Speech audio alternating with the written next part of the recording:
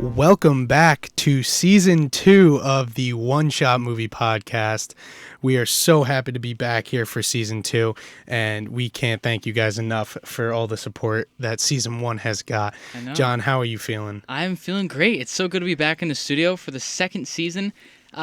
We just assumed that this is now the second season because we're officially back in the studio after a few months of not being here. Yeah, I mean, we still put episodes out for you guys, but you know, you guys had episodes, but me and John were sitting at home doing nothing. Yeah. Haven't seen each other in 2.5 months, if not more than that. Yeah, it's been wild. It's so good to be here. I don't know. We have a great movie today, a great guest on the show, and I'm so excited to get started. Yeah, but before we do get started, we do want to say we have merch now because of you guys. Yes, we do. We have merch. John and I are actually wearing some of it right Yes, we are. I have a couple other things with me. So these, the ones that John and I are wearing right now,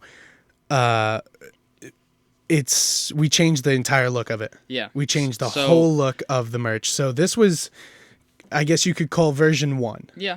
And then we came out with some new ones about like a week or two ago, but by the time this episode comes out next week, or a week or 2 weeks from now, it'll be about a month old, so it'll be out for a while.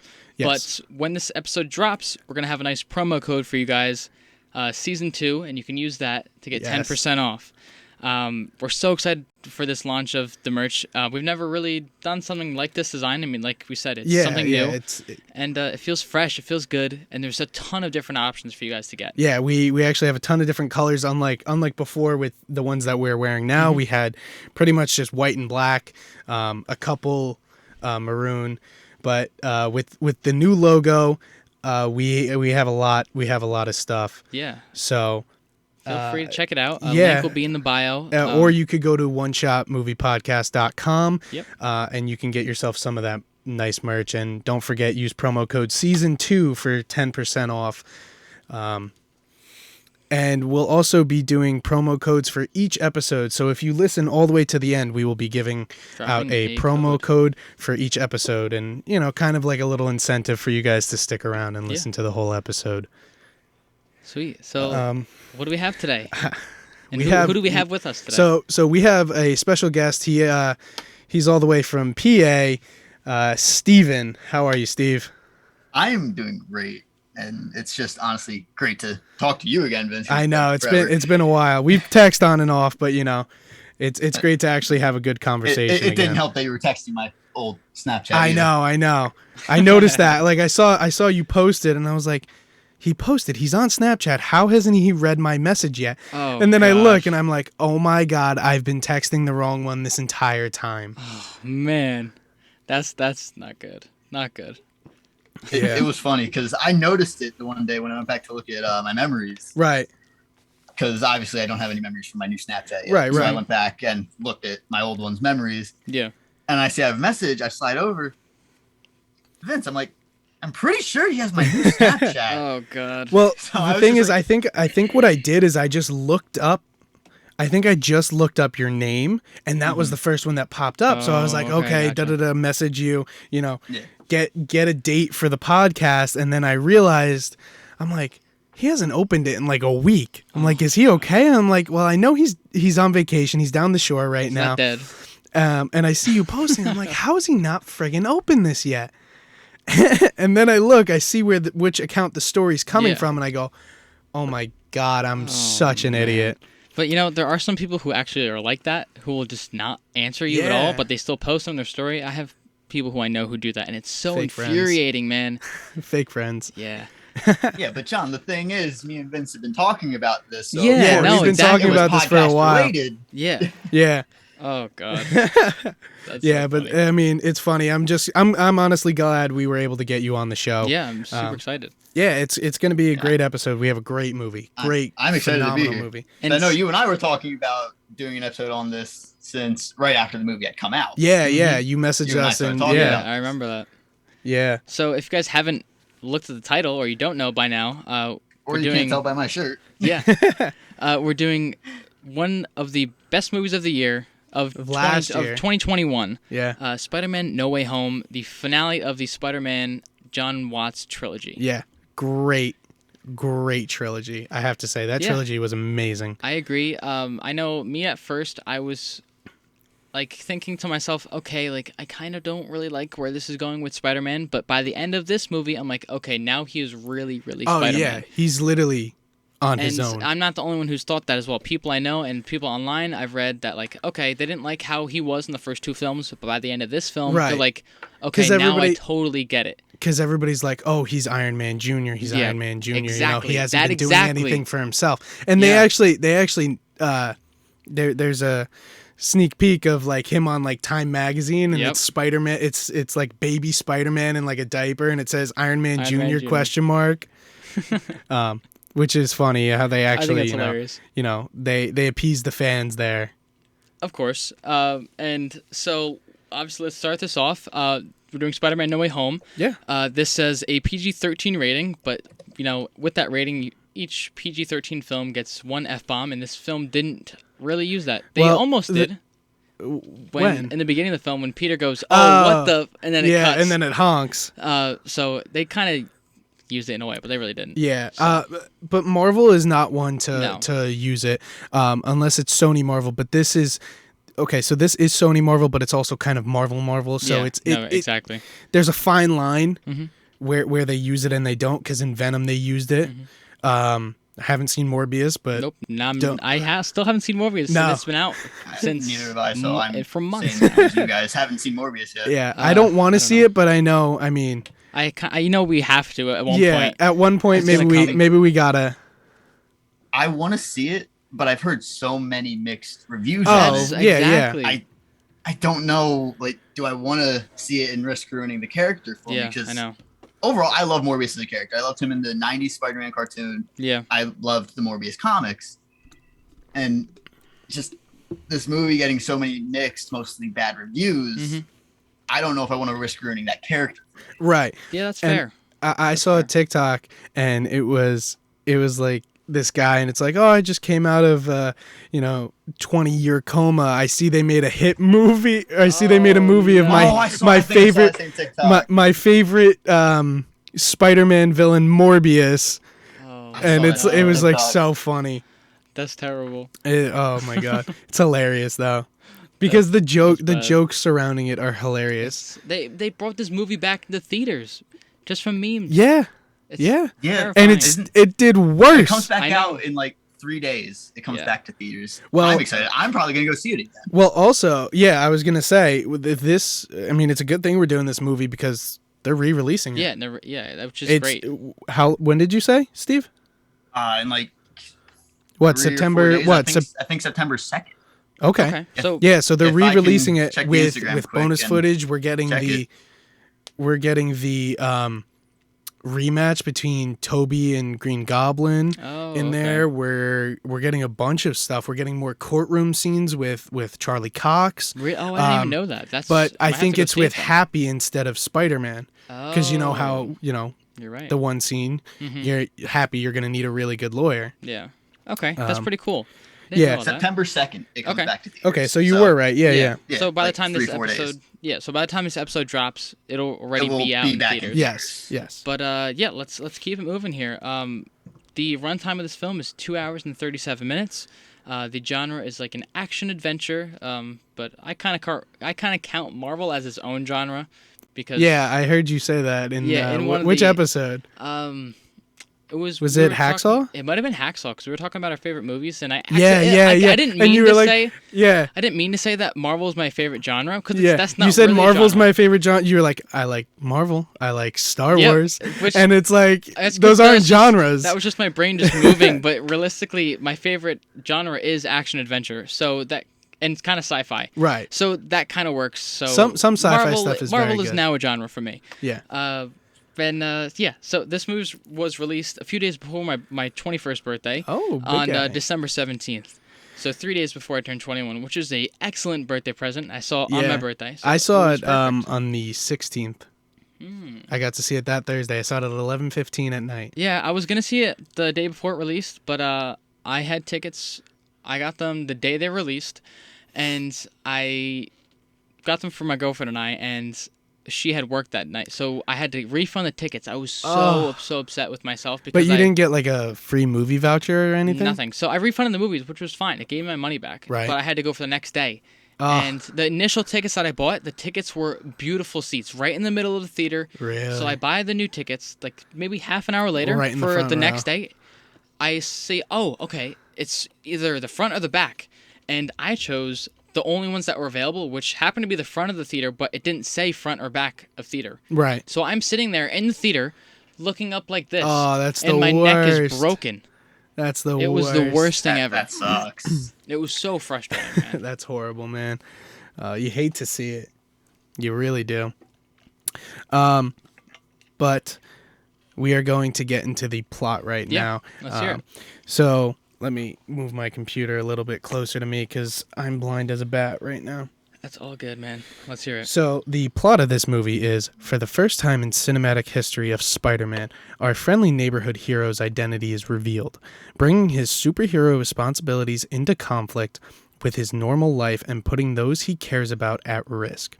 When he enlists Doctor Strange's help to restore his secret, the spell tears a hole in the world, releasing the most powerful villains who've ever fought a Spider-Man in any universe. Now, Peter will have to overcome his greatest challenge yet, which will not only forever alter his own future, but the future of the multiverse. Dun dun dun. That's perfect. And they didn't spoil anything in that either, No. so it was good.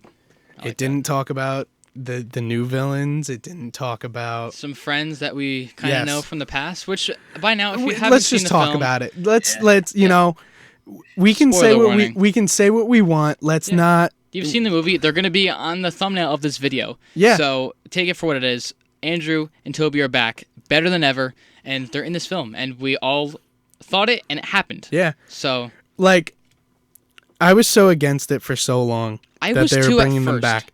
But so I was so against it, and then everybody's like, "Oh, it's real, it's real, it's real, it's happening, it's happening."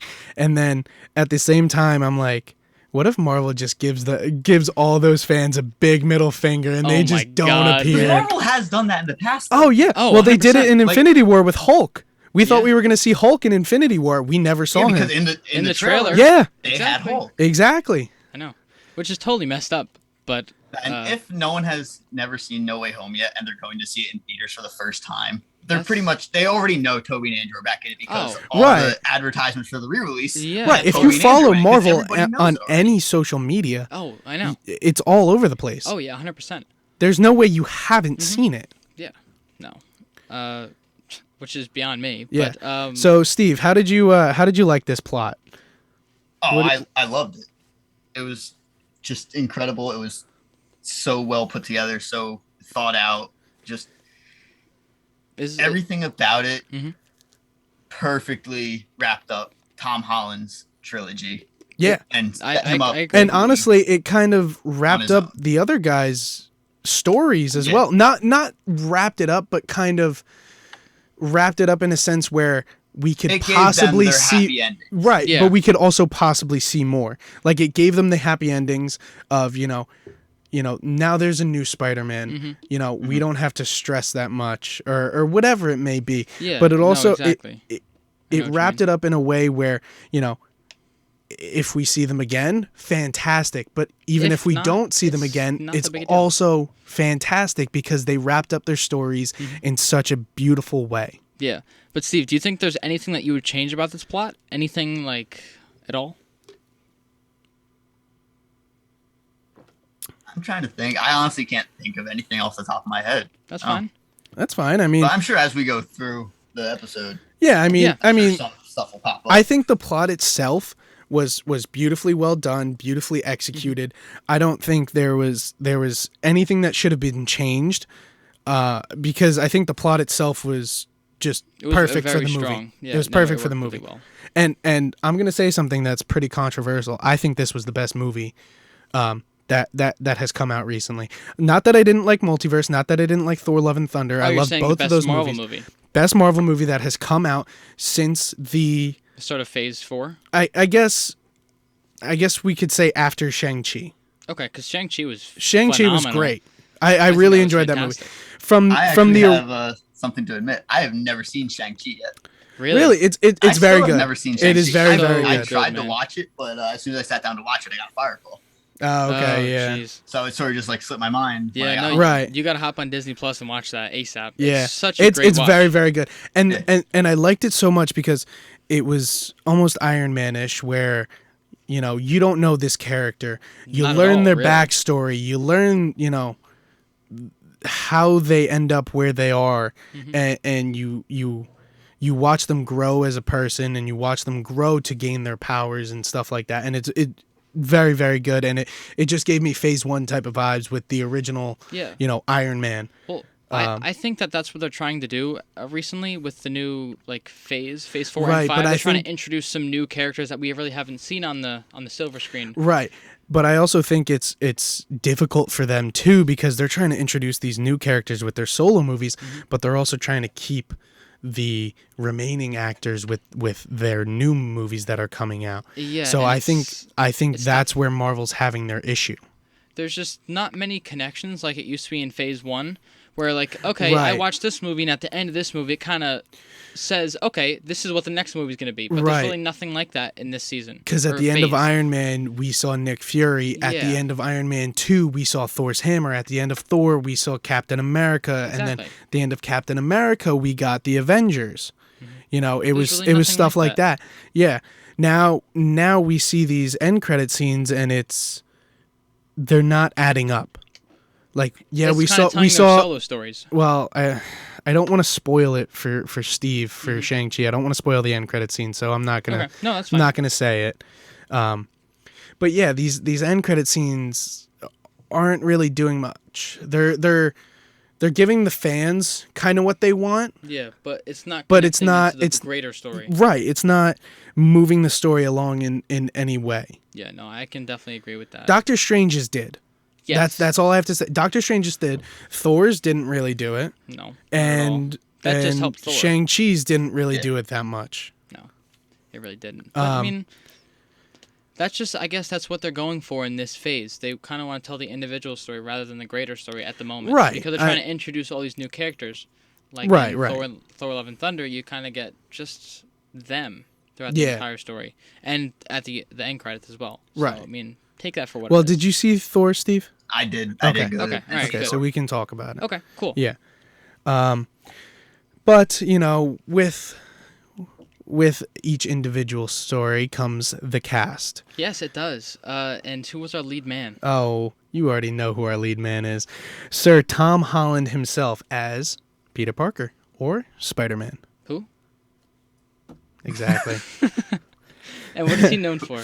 He is known for In the Heart of the Sea, who, as we talked about before, he co-starred with Chris Hemsworth. Yeah, exactly. Which is really cool. Thor himself. Yeah. And that was his first major role. Yeah, I and guess he and was like really, really young we then, said, too. he was 12 in the movie, but he played like a 10-year-old, Yeah. or he was 18 in the movie, but he played a 12-year-old. Yeah. And that just shows how young Tom Holland looks. I was mean, gonna say, look, Yeah. he's older than me, and I'm older than you. yeah, I he's mean, older than me, and he's playing literally 16-year-old. a high school senior. yeah, he's playing a 16, 17-year-old, I was and gonna say he's what, 26 or something like I that. think so. I think he's 26 or 27 maybe. About. But he's also doing Yeah, he's doing a new 26. show and everything too, Yep. which is being filmed in New York. I'm pretty sure. What is that? I had it on my mind. Hold on, let me. Well, while you look at that, he is also known for The Devil All the Time, which was that really good Netflix movie that came out about a few years ago, 2019. Still haven't seen it. Okay. It's kind of a. That was such a judgmental. Okay.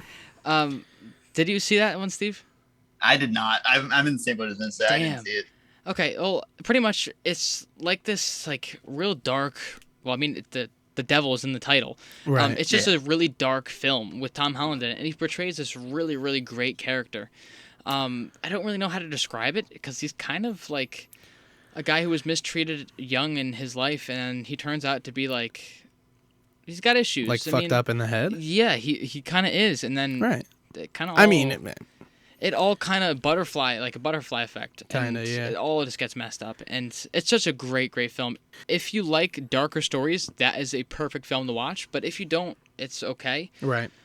Like my girlfriend, she hated it, but I absolutely loved it. Right, but I also right. love Tom Holland. So Tom Holland is great. It is I what gotta it say, is. he is a great actor. And I did find the show. It's The Crowded Room. They're actually filming it in New York. I've seen bits all over TikTok of Tom Holland in Rockefeller Center. Oh wow! Okay. Yeah, they're literally filming like in Gotcha. Rockefeller Center, like right in the middle of it. Huh. Like That's I think right by the ice rink or whatever it is. Yeah. But Tom Holland is also known for Chaos Walking. Which is a great film. You I saw really that one enjoyed too? that. That's the one with Daisy Ridley, and where like Is that where he like says his yes, where they thoughts out say loud their or thoughts, something? and women they don't say their thoughts. So That's weird. yeah, it's a very strange film, but it's actually a kind of good sci-fi watch. Okay. I enjoyed it. It wasn't like fantastic, but it was good. Okay. I mean, if you say so. Yeah. He is also in Cherry. Which I really liked as well. Here we go again. I I like think John's just got a thing for Tom Holland. That's what I was gonna say. I've seen almost all of his films so far, except for the next two that you're gonna. Two out of the next three. Yeah. I haven't seen. So, and then the next one is Uncharted, which, if you don't know, we did an episode on that, so go check that out. That is episode 6. Go check that out. That's a good one. And as well. Steve, I see you're itching to say something. Go ahead. Oh, I was going to say he was known for Uncharted, where he plays the titular Nathan Drake. Yes. Yeah. The main character, again, Now, starting a new saga. Now, I have a question for you. I know you're a PS4 guy, right? Or you're a PlayStation guy. I am a PlayStation guy. Did you play the games? I did play the Uncharted. Now, how do you feel? How do you feel about the movie compared to the games, or like how do you feel about the movie? I honestly thought it was a great video game to movie adaptation for once, because I know video game to movie adaptations. Thank you. Absolutely Thank suck. you. Thank you. But Uncharted was a very well done video game to movie adaptation. Thank you. Okay. We sweet. have been. Much or at least I I have been saying for so long that you got to stop comparing them. Yeah, because it's not. You possible. have to, because you're never gonna get it exactly accurate. Never. This is not possible. So, like, when I walked into the theater to watch Uncharted, I went in there completely forgetting. Oh, you saw it in theaters. Yeah, I went and I saw it in theaters. We did not. No, we saw it much later because we were like, it's Uncharted. I really don't want to see it. Well, I really wanted to see it. I thought it looked good, and I knew it was based off a video game, but Vince just didn't want to see it because it was PlayStation related. No, that's not the case. I'm saying that's exactly the case. You know it. PC Master Race. PC and Xbox. Yeah, me too. PC and PlayStation. Screw you guys. All right, fair enough. I could boot you off the Zoom call right now. Please don't. No, but like I wanted to see it, and even though I knew it was based on a video game, I still wanted to go see it because I was like, it looks very good Tom and Holland, interesting. Or like the action? No, like it just like the action and the story behind it looked very interesting, and I knew it was kind of like a treasure hunty, adventure sort of movie, and I thought it was. Yeah, I liked it because I love Outer Banks, the show. Yeah. Oh my god, phenomenal! That kind of gave the same vibes. And Rudy Pankow was in it as well, so yeah, that was good. So do you think they're gonna make a second Uncharted? Let's take a quick survey around the room. Honestly, I can see them making a second one. Well, did you see the end credit scenes?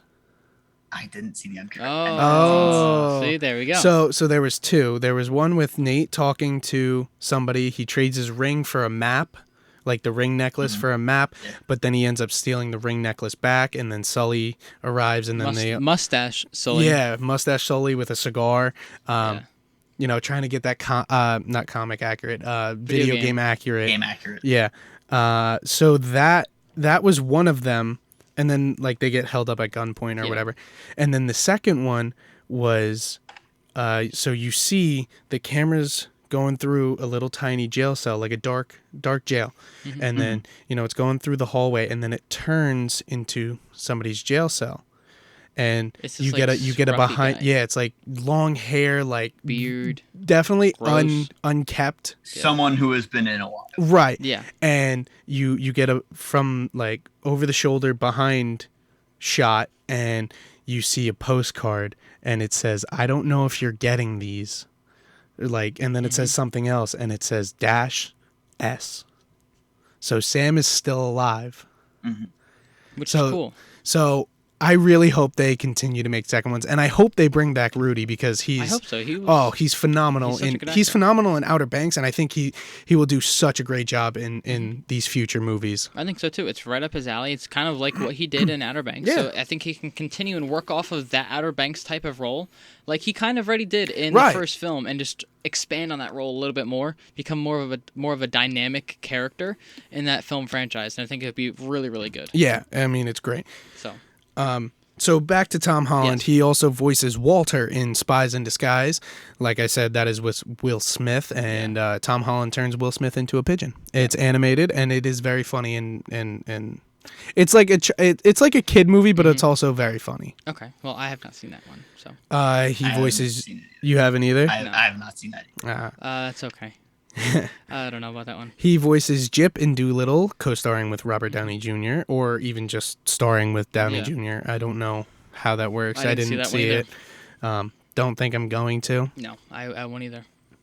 Apparently they're making a second one, I think. I could be completely wrong, but I don't know if we need that. Steve's face says it all. I haven't seen the first one, so okay, right. I haven't heard any rumors or anything on a second one being made. Gotcha. Yeah, I mean, I thought I heard they were making a second one. I could be completely wrong. So I mean, we'll have to wait and see. Gotcha. And then last is he voices Ian Lightfoot in the movie Onward, co-starring with the one and only Chris Pratt, Star-Lord himself. And this film I really, really enjoyed. It's such a heartwarming film. It really is. It's kind of a tearjerker. It to is. be honest, I watched it. Yeah. Saw a couple tears come down my face. Yeah. I was a little. You upset. saw your own tears coming down I your was face? gonna say you watched Yes, it. I in did. front of your How'd you do that? I don't know. You were just staring in a mirror the whole time? I guess so. When he watches movies, just to see his own reaction, he sets a mirror on top of the TV. Yeah, I just have a mirror right next to me. Yeah. So self-centered piece of shit. Just so he can see his own reaction to the movies. Yeah. Yeah, no, but this film I really enjoyed. It was very, very like you said, heartwarming. It's very heartwarming, but film. also it's also a kid's film. Yeah. So. But also it hits. Yeah. Even if it's not a parent or just anybody, it hits the heartstrings. Oh, 100%. So up next in our gigantic cast list. Yes. We gotta I kind of want to keep rolling through these. Yeah. So we have Zendaya as MJ and a couple other things that she's in. Her main breakout role was Shake It Up, her Disney Channel TV show, and then, she's done the crossovers, and she had another one of her own Casey Undercover or something like that, I believe, and then she finally broke free from that Disney life, and she starred in her own TV show, which I believe she's producing as well. Oh, really? Euphoria. Good for her. And no, she definitely is producing it because they've asked. Is she a producer on Euphoria? I believe so because you know how there's some nude scenes in that show with Sydney Sweeney. And I don't because for those who watched Euphoria, there's a bunch of nude scenes in it for some reason, and Sydney Sweeney is nude in a lot of them, and Zendaya was asked to, and she clearly said no, and that's fine because she produces it. So she puts herself in those positions where she doesn't need to be. Right, There's one scene where she has to get undressed, and they just show her back, which is totally fine. And so she doesn't need to be naked in a scene. That's totally okay. Yeah. But there's other actors or actresses in this which have been, and that works. Right. So. And I haven't seen Euphoria. I do want to start watching it. Me really and my girlfriend do want to start watching it. We just don't have HBO. So I mean, it's a little hard, but we'll find a way to watch it. It's a good watch. I liked it. Yeah, I heard it's really, really good. Yeah. So up next, she's also in Spider-Man: Homecoming. She has voiced Lola Bunny in the new Space Jam movie with LeBron. You forgot about Dune. I was getting there, saving that one for last. My bad. And Far From Home. Yeah, she was also in Far From Home. I mean, you kind of. How can you forget? So we didn't forget. It's just known. Yeah, you should know. We shouldn't really have to mention it. If you're here for No Way Home, you've seen Homecoming and you've seen Far From Home. So we shouldn't have to mention it. Yeah. And so clearly she stars in the Dune franchise, which is filming the second movie right now. Yeah, I saw that on IMDb. I thought I'd put that on there. So and she stars in that with Timothée Chalamet, which is I didn't America's see Dune. hottest actor right now. People love him. Women love him. Okay, I'm putting this out there right now. I haven't seen it. I think the Wonka spin-off movie is going to be so stupid. I don't know what to think about. I think it's going to be so dumb. Yeah. There's no reason for it. There's no reason at all for it. Yeah. Why are they turning Willy Wonka and the Chocolate Factory into a franchise? Yeah. Why? I don't understand it either, to be honest. Maybe they're showing like how he got to where he was, but it doesn't make any sense. I don't know, to be honest with you, man. It really doesn't. It doesn't make sense to me. Anyway, who do we have up next in our A list? We have good old Benedict Cumberbatch. Benny? Good old Benny. As Doctor Strange, and he is known for The Imitation Game, 12 Years a Slave, who he was in that with Paul Dano. If you don't know who Paul Dano is, check out episode our 3. 5. 5? Episode Sorry, 5. Episode 5. Episode 3 was the Breakfast Club. My fault. Yeah, check out episode 5. Guy doesn't even know his own episodes. My He doesn't fault. even know his own podcast. Yeah, I know. Jeez. If you don't know who Paul Dano is, definitely go check out episode 5, The Batman. Plays the Riddler. Yes. And Benedict Cumberbatch is also in the Hobbit franchise. He's in the 3 Hobbit movies. Mm-hmm. He plays Necromancer, and then he also plays Smaug, who is this big friggin' dragon thing. I don't know. I've never been into that. I was years ago, but not too much recently, because they haven't released that much content. So. Right. I don't know. He was also in Star Trek Into the Darkness with Zoe Saldana. So a little connection there. Yeah, a lot of Marvel connections. There's a bunch of Marvel connections here. Oh, yeah, 100%. And you also have the DC Marvel back and forth. Yeah, Paul Dano with yep. And so many. And some of them even star in DC movies as well. Yes, exactly. Yeah. And we're gonna actually touch on that. A few cast members down the line. He was also in Zoolander 2. I never really liked those movies. I thought they were kind of stupid. They weren't even like stupid funny. They were just kind of stupid. Yeah, no, I never saw that one. But I love Ben Stiller as an actor, though. He's great. No, Tower Heist. Oh, I'm so glad that they put that on Netflix. I don't know. I Dude, don't know if I've seen that. Please go home and watch Tower Heist. I'm telling you. Ben Stiller, Eddie Murphy, guy that plays Ferris Bueller. Oh, okay. We're gonna the guy that plays Luis in Ant-Man. Oh, you right. go home and watch. Okay. I'm telling you, it's on Netflix. Go home and watch Tower Heist. Okay. It's great. Mowgli, Legend of the Jungle, which is a complete rip-off of the Jungle Book. Yeah. Stupid. He is in 1917 and the hit TV show Sherlock. Which I feel like, I don't know if that was technically his big break, but I know Sherlock, that's what kind of put him on the radar of these bigger projects. It's tough to say because I think The Imitation Game and 12 Years a Slave came out before Sherlock. Okay. So, I mean, I don't really know. I could be mistaken here. I don't have really the years in front of me, but... I only really know him from when he first started Doctor Strange, but I've heard of him before that. So everybody's like from Sherlock. Yeah, so I knew him from Sherlock. Everybody like always puts down when Downey and Strange stand next together. They're like, oh, the two Sherlocks or whatever. Yeah, you know? I know. I think that's kind of funny too. Yeah. So up next we have Jacob Batalon, and he plays Ned Leeds. And he's kind of an unknown guy. He was like our first real stranger to the MCU. He really hasn't branched off and done a lot of his I don't want to say his own movies, but like other movies. Yeah. Well, he really didn't do much beforehand. Right. He was in Hawaii in music school, and then he dropped out after 2 years and joined the New York Conservatory of Dramatic Arts, and that's where he kind of got into acting. So he was a music guy beforehand, which I thought was good for him. Easter egg. And I mean, from the 3 movies that he's been in, he's done a good job. He's rolling in His it. first real acting gig was a high school play. So he did that. I think it was in high school in America. Right. And then, well, obviously Hawaii's in America too, but you know what I mean. In like John doesn't know geography. Yes, I don't. So his first real like movie project or something like that was Every Day, and then he went on and did Bloodfest and The True Don Quixote. Okay, thank you. I figured. Yeah, I figured you were going to Quixote. struggle. I was going to. and Let It Snow. And then he eventually went on to play Spider-Man. And he went on to play Spider-Man? In Spider-Man. Ned Leeds as Spider-Man. Imagine little, not little. Don't do that to him. Mr. Ned Don't Leeds. do that to him. I can say it now because he's nice and like he's lost very a lot of slim weight now. for this He movie. looks good. He does. So. I'm happy for him. I really am. Yeah. So who's our next, like, more of an A-lister? Come on, you know him. Jon Favreau as Happy Hogan. And you know Man Jon of many Favreau. talents. Yeah. Director, Many producer, talents. Writer, actor. He's does everything. He's literally a jack of all trades. Star Wars guy now too. Yeah. So he's known for Rudy. He's known for the 2003 Daredevil, who he plays Foggy. Yep. Which is funny. He is also in The Breakup. That's a good film. He is also in The Wolf of Wall Street. Yeah, I don't remember him in that. I don't remember that either. I don't remember him in that. I don't remember him in that movie at all. I don't either. I mean, maybe it's something that we missed. We all missed. Maybe it was like a quick little thing. I'm looking at it now. Yeah. He's in. Really? Okay. Let's see the picture, John. This is the picture here.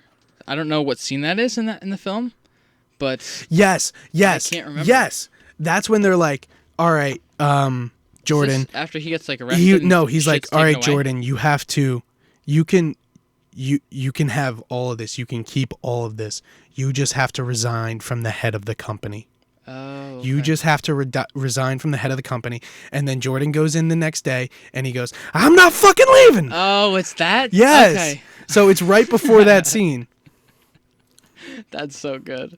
I didn't know. I really just didn't remember him in this. Yeah, I didn't either. And then you showed me that picture and then I got kind it. of all jogged the old memory. So he was actually in The Mandalorian and he was in the Book of Boba Fett. What was he playing? He was playing Like a Pav stormtrooper? Vizsla. He was playing the other Mandalorian, the blue guy, the big like jacked blue guy, Did he the blue really? Mandalorian. Yeah. I never knew that. Steve, did you know that? I didn't know he was in it. I knew he was the one, not the one with Bo-Katan, the one in the guild, the one in the guild who literally fought Mando for the Darksaber. Yeah. Yeah. So that's so cool. I never really knew that. I saw it last night. They actually look up Pav Vizsla action figure. It is so funny because they have it where it's literally Pav Vizsla with the helmet off and it's Jon Favreau's face. It is the funniest thing. I wanna get your reaction. Both of you look it up. It's so funny. I'll put a picture of it on screen. That's actually really funny. It's so funny. Oh my god. Oh god, that's terrifying. It's so funny. Just imagine Happy Hogan as a Star Wars guy. That's a pretty accurate head sculpt too. Yeah, it is. It's honestly. like very accurate. The details are all there. Yeah. Yeah. Wow. He's even got his split beard on it. Yeah. Yeah. So anyway, back to Happy. You had a couple other things here, which I thought was So kinda I mean, cool. he was in The Mandalorian and he was in the Book of Boba Fett. Mm-hmm. But if we're gonna mention Paul Dano from our Batman episode, I guess we gotta mention Jon Favreau as he was an assistant in Batman Forever with what's his name?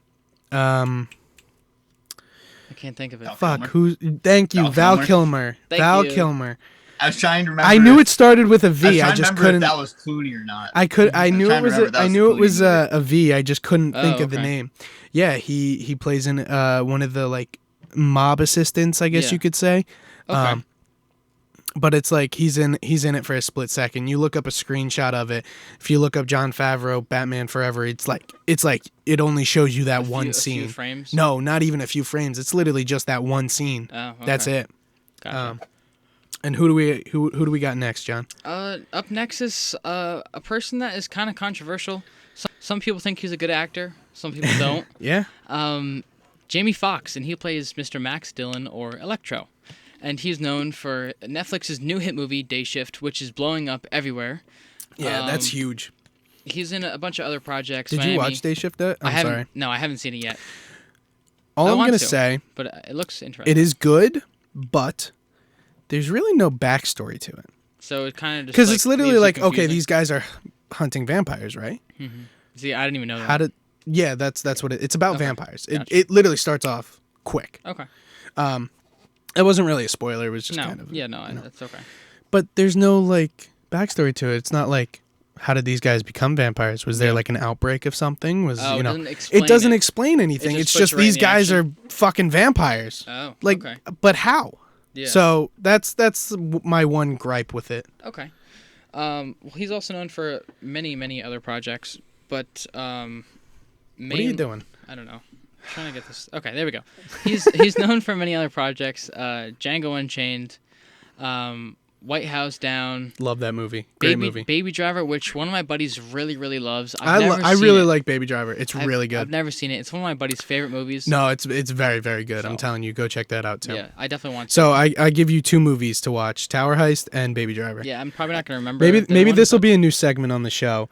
Well, I'll suggest John at least 1 or 2 movies to watch that he hasn't seen. Yeah, I think that'll be a fun little thing. That'll be good, and I probably won't ever watch them until like a year later. Until we actually review it. Yeah, probably. And then Jamie Foxx is also in Robin Hood, among Ray, Ollie, a couple other projects that we just don't have time to really dive into. I'm gonna say there's 3 on here that were probably his biggest roles. Mm-hmm. Number 1 was Ray. Yeah. He, plays Ray. Yeah. I want to say Ray Lewis, but I know it's not Ray Lewis. Mm-hmm. God damn it. What is it? Ray... Don't look at me, I haven't seen Ray. Ray Charles. Ray Charles, thank you. Ray Charles. Miami Vice, another huge role. Yeah. And the third one is Django Unchained. Good job spilling your water. Thank you. I can't even see John, so I know. can't even laugh at what I you're mean, laughing we at. can change the angle if you want. We can split it half and half. Like you see me for the first. Yeah.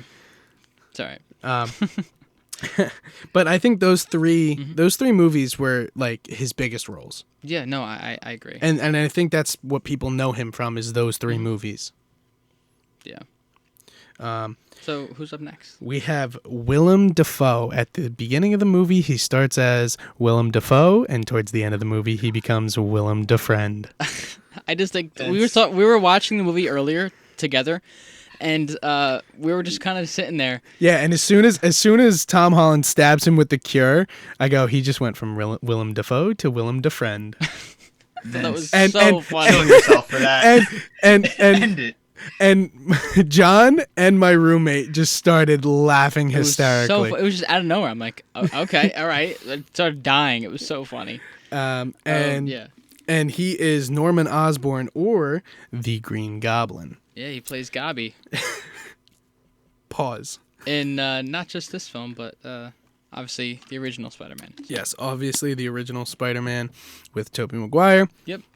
But he is also known for American Psycho, The Lighthouse, John Wick, Dog Eat Dog, Finding Nemo, Finding Dory, The Great Wall, Aquaman. Crossing universes. DC, Marvel. Come on, guys. Thought you would have been on top of that.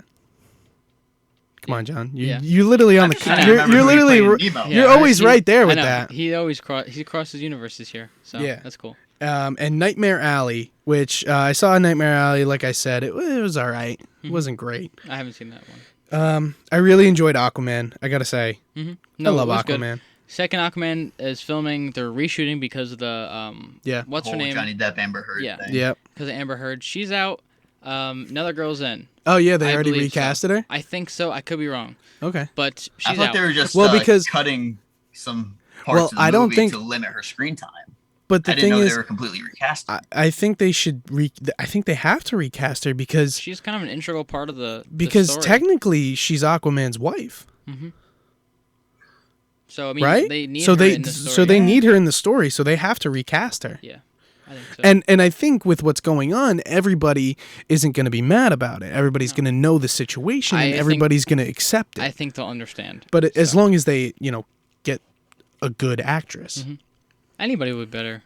I mean, granted, she was good in the film, but her legal situation was too much bad publicity for the film, so they had to change it. Simple as that.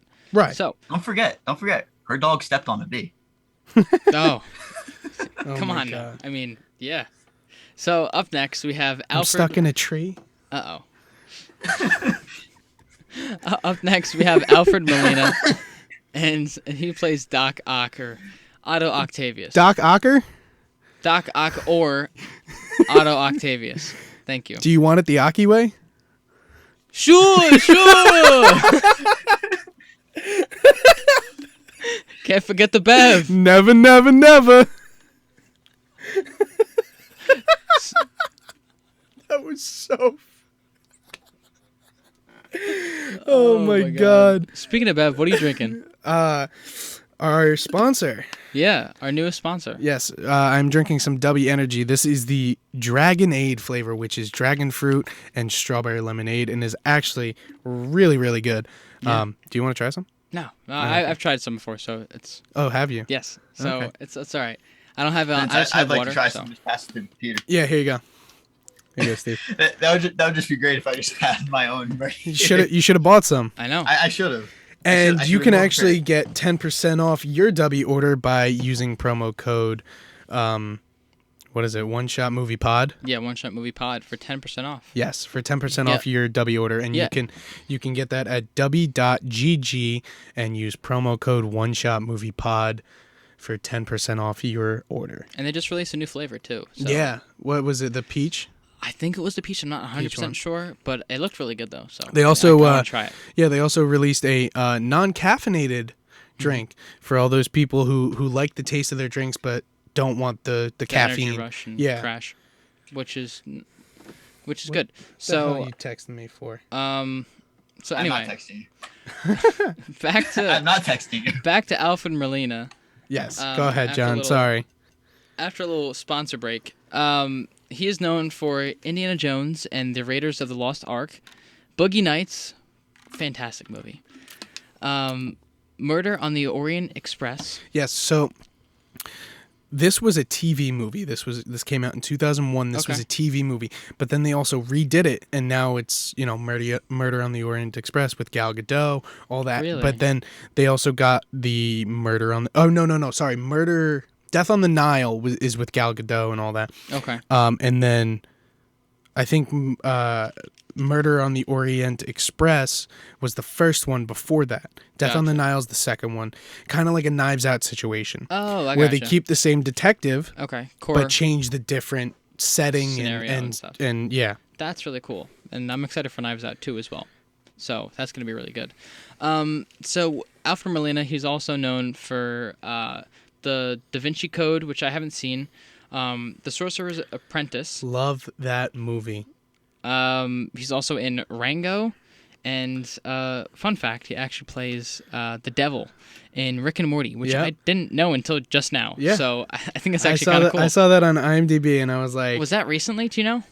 No, I think that was back in like season 2 of Rick and Morty. Oh, so that was when I used to watch it. So yeah, I probably didn't even know. It was like that when the devil owned the shop, remember? And he was like handing out like cursed items. I need to see it to like envision it. You have a computer in front of you. I'll look it up later. But who do we have up next? Up next we have Benedict Wong as Wong. Mm-hmm. Okay. Yeah. He is known for Kick-Ass 2, The Martian, Doctor Strange, of course, Gemini Man, Raya and the Last Dragon, and Black Mirror. And he is also in episodes 3, 4, 5, 6, 7, and 9 of She-Hulk. That's a lot for him. He's in it for the rest of the movie, or the rest of the show. Which I don't even know how it's going to happen, but well, I'm excited to see how they unfold that. Yeah, I mean, it's kind of a spoiler. But I mean, by the time this comes out, well, I know he's in the trailer, but like I didn't think he was going to be until the end of the season. Yeah, so I thought he was just going to show up for 1-2 episodes and then I thought he was going to have like a little cameo in it, but since you had just said how he's basically in for the rest of the season, I'm like, oh, that's actually going to be interesting. Yeah. No, really, he did cameo in Shang-Chi as well. Right. I do remember seeing that in the trailer when he fought Abomination. Yeah. And that is brought up in She-Hulk. That clip was brought up in She-Hulk. Yeah. So I would say watch Shang-Chi before watching the rest of She-Hulk. Yeah. I'd probably do that. I got till Thursday to watch Shang-Chi then. Okay, yeah. Gotcha. Watch Shang-Chi Wednesday night. There you go. Watch Shang-Chi Wednesday night, so that way when you can She-Hulk comes out. Exactly. Perfect. That's perfect. So up next we have Tony Revolori, and he plays Flash Thompson. Kind of a different Flash Thompson than anything we've seen before. Completely different. I'll talk about it later because I don't want to give my thoughts right now. But he is known for a few things. The Grand Budapest Hotel, not related to Budapest with Widow. With Black Widow and Clint Barton. Budapest. Yeah. Yes. Budapest. He's also known for Dope, Take the 10, and The French Dispatch. So I saw Dope and Take the 10, but I watched them years ago, so I don't really remember them too well. Gotcha. But I do remember watching them. Yeah. And up next we have Marisa Tomei as May Parker.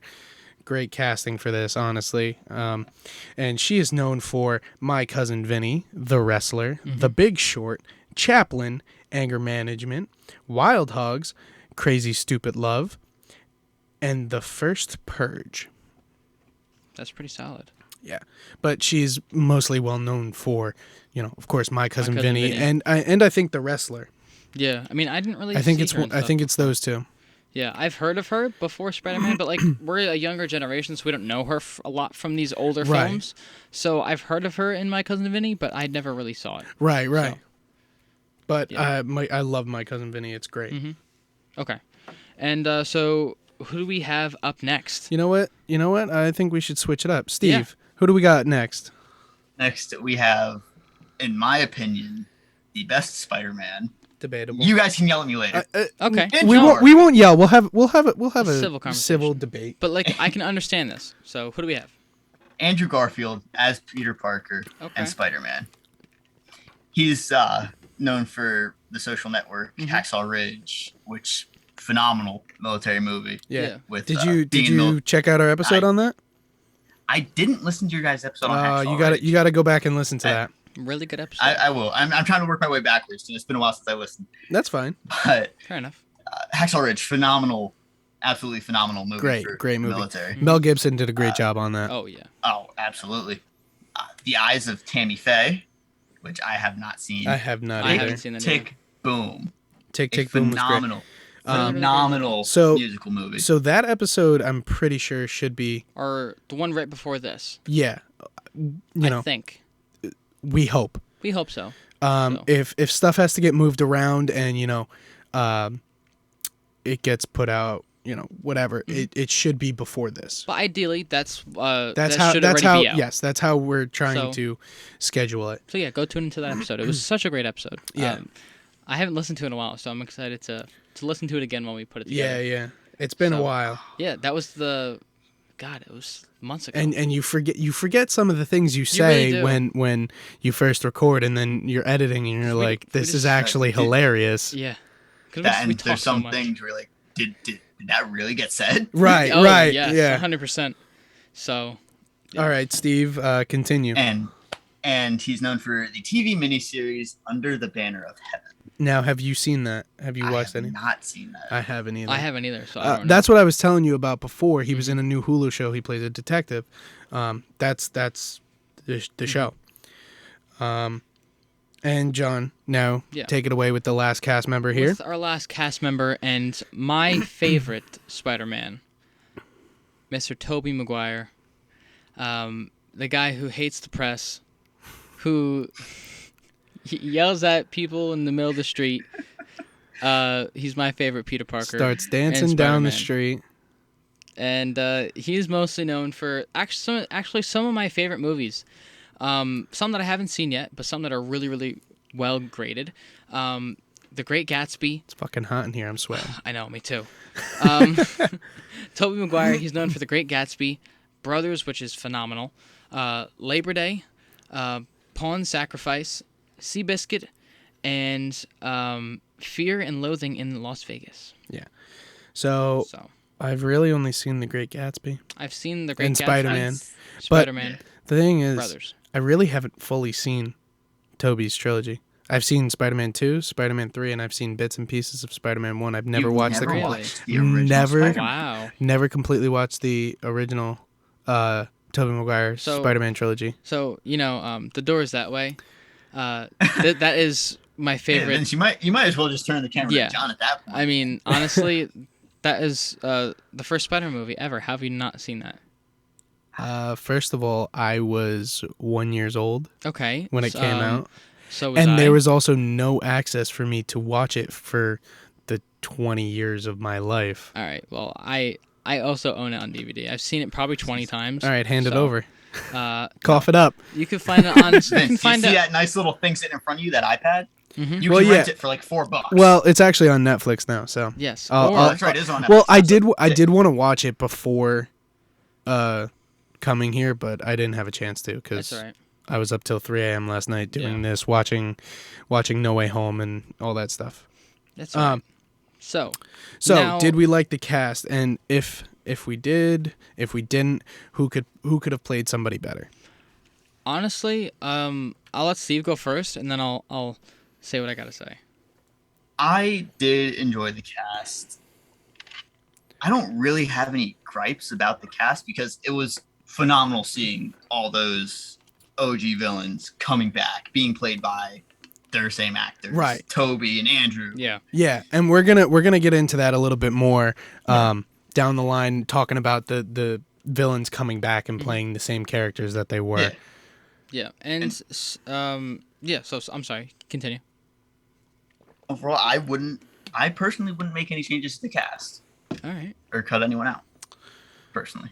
John? Me, I liked everybody except for Flash. I'm gonna be honest. I didn't like Flash at all. I didn't like him in any of these 3 movies. I thought he was a dick. I didn't like the nerdy persona that he gave off. He was supposed to be the bully for Peter Parker. Yeah. Yes, but he's supposed to be the bully, but he's also not supposed to be the nerd bully. Smart like him. Bully, yeah. Yeah, I mean, I understand. Like, they did him well. They said, okay, he's Spider-Man's biggest fan. He is a bully, but they kind of missed the ball on the terms of him being a nerd. I didn't like that kind of change.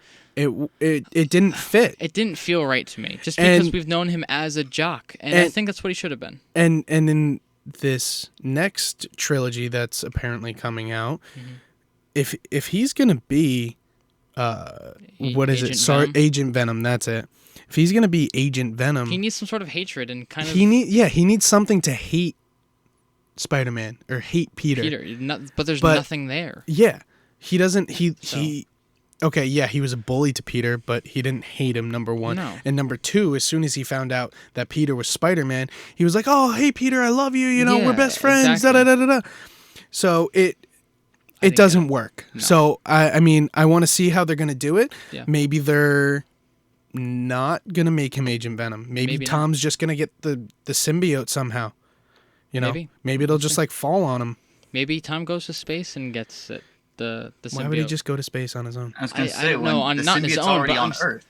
Remember the post-credit scene? That is true. A little. But I'm saying maybe it's a different way that they get it, and maybe he has to go. But I mean, we'll see. I think he'll make it all the way I hope it looks kind of like Tom Hardy's Venom. I really do. Where he's bigger and buffer. Yeah, I do really like that a lot. I like cool. I like how they changed Venom, because in Spider-Man 3 with Tobey, it wasn't that great. Yeah. It wasn't that great. No. It was very weird and like stringy, and I don't know. I hated the ripping noise. Oh, absolutely hated that. It was terrifying and it just. I agree. Oh, it was like nails on a chalkboard. That's how it felt. Yeah. So I have a bold prediction that I'm going to say here. All right, so that let's way go. We can come back to this when it happens. They're not going to do an Eddie Brock Venom. They're going to do the Harry Osborn Venom. When did they do a Harry Osborn Venom in the That's comics? Interesting. Or just in general? Remember it being in one of the recent animated series. Okay. They had a Harry Osborn Venom. And based off of the video game and the post-credit scenes in the PS4, PS5 game for Spider-Man and Miles Morales, the way it's looking is it's going to be a Harry Osborn Venom for That's true. Spider-Man 2 for the PS5. Okay. Yeah. So he's not wrong. I'm predicting Tom Holland's Venom is Harry. Okay. I'm predicting they bring Harry Osborn in and do Harry Osborn. I was going to say, with that being said, do you think there is a Norman and Harry Osborn in the MCU? Well, I assume you already think there is. And do you I fully think there is, but I don't believe they made Oscorp. Because like Norman had said in the movie, right. Oscorp's not a thing. So I want to bring this up. This is like a quick little thing. So this is how everybody, there's the Spider-Man freshman year coming out, the animated backstory of our Peter Parker, Earth 616 Peter Parker. Yeah, that whole thing is confusing. People are saying it's canon. People are saying it's not canon. Marvel's saying it's canon, but we don't know. And that's, first of all, that's because we're getting different villains. Yeah, right. So. First of all, they made Norman Osborn black. Not that there's anything wrong with that, but they made not what we've seen. Not what we're used to. Speaking of that, that's the big thing I wanted to bring up. So, the one scene where after Peter sends Electro and Sandman to the dungeon, right? Right. May calls him.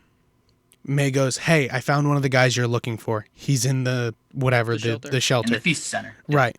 Yep. And then you see Peter come hustling through. Peter opens up the back door. It's May and Norman sitting, chatting. And he goes, Aunt May goes, I'd like to introduce you to Norman Osborn. And Peter goes, I thought you were... What was he going to say? He was going to say, I thought you were black. Because he has met a Norman Osborn before. Okay. But he met a black Norman Osborn. I've never thought about that. Because I knew that they were doing that with him in this new animated series, but I didn't think that's kind of why people are bringing this up, because they're like, oh, he was going to, people are like, okay, why are they making Norman Osborn black? And that's why he's so thrown off, because honestly, it's a completely different person. Peter knows. Right, it's a completely different person. Yeah. And how Doc Ock was confused when Peter's suit went to fill in. Right. Prevent him from getting stabbed, and he saw Tom Holland instead of Tobey. Because Tom Holland could have a different Doc Ock. Yeah. Andrew could as well. And... Yeah. Andrew could have a different Doc Ock. Andrew has a different Green Goblin. We never saw Norman Osborn. Yeah, exactly. Well, we saw Norman. We just didn't see him. Right. We never saw him as the Green Goblin. Yeah. So, as we see, there are different types of variants, and we see that in the Loki series. We see, alligator Loki. We see kid Loki. We see old Loki. We see female Loki.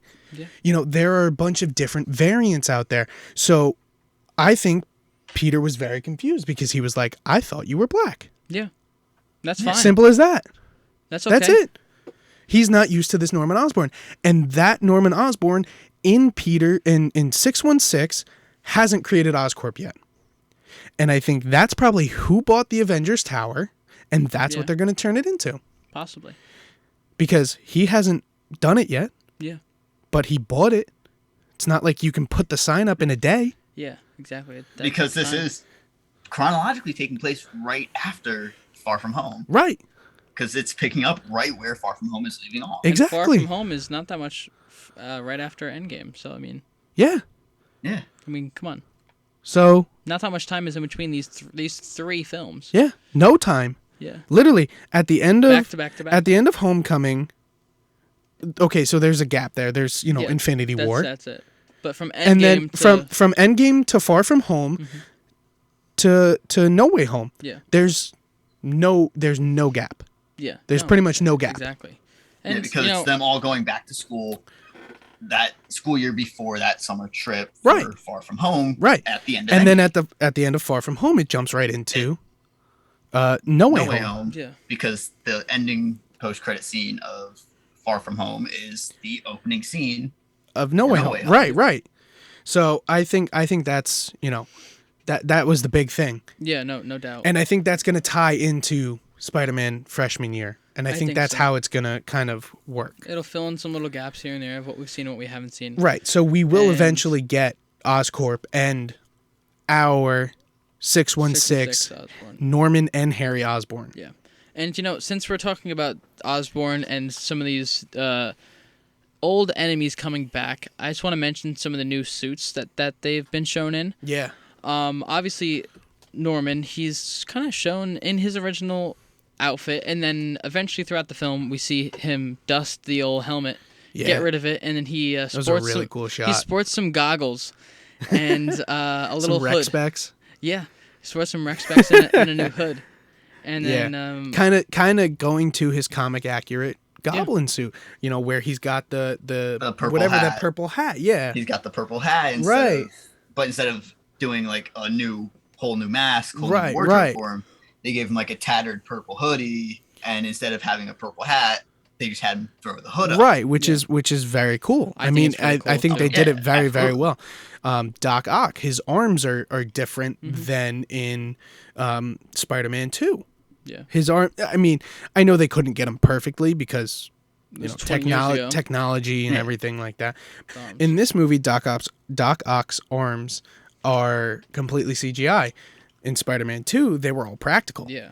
So it's very, very different. Mm-hmm. Holy shit. Okay. Yeah. But these new suits are great, and even the old suits, Tobey, Andrew. Those look phenomenal. Completely fine. They look exactly how they were. Oh yeah.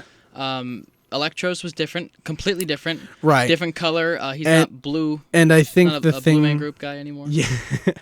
And I think the thing with Jamie Foxx was, I'll come back, just make me normal. Just make me normal. Just don't make me blue. Yeah, exactly. So he gets his comic accurate look, and he sports his little star on his face every time he would use his powers, which is really a nice touch with what they did.